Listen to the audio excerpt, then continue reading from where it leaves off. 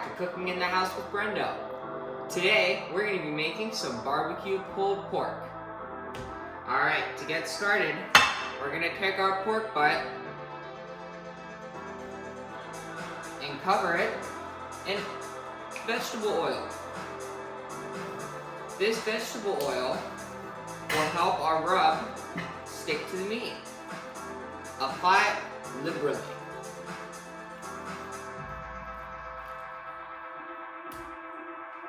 Getting in all the little nooks and crannies. Normally for pulled pork, I would use a full pork butt. But unfortunately, at the grocery store, they only had a pork butt that was cut in half. But I guess that's good, because then there's more surface area for the rub to stick to. Once your pork has been covered in oil, start to cover it in a pork rub.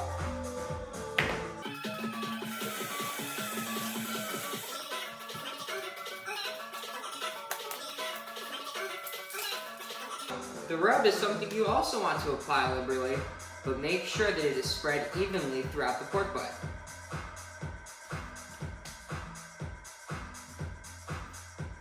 As it cooks, this rub will not only give the pork a nice flavor, but form a crust on the outside as it smokes, giving it nice texture.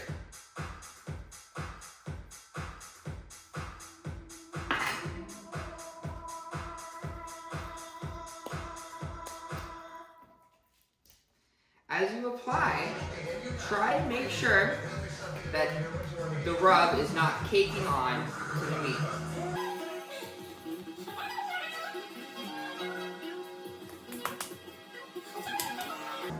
Last night, I covered the pork in salt and let it sit in the refrigerator.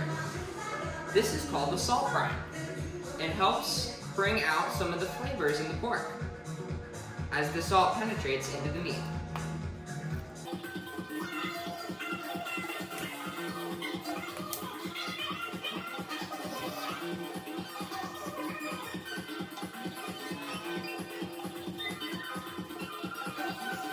As I cook the meat, I'm going to set it on a V-rack like this.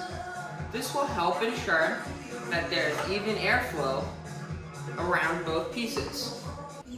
Hey guys, our barbecue's almost at temp. We've set it up for indirect cooking so we can cook these babies low and slow. Yum. Doesn't that smoke look good?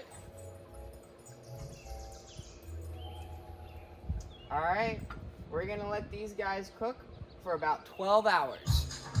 See you guys later.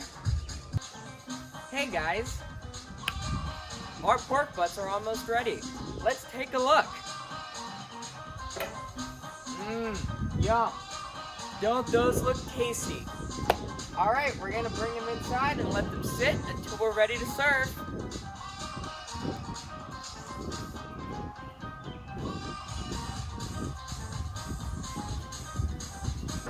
Hey guys, we're about ready to eat and start to pull our pork loin.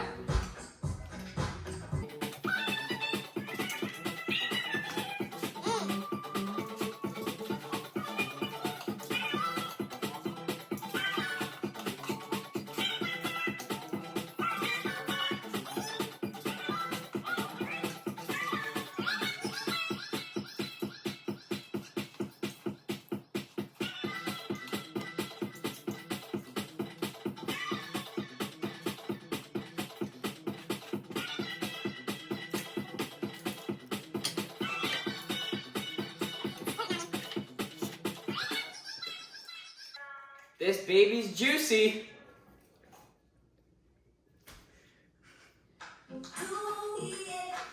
Oh yeah.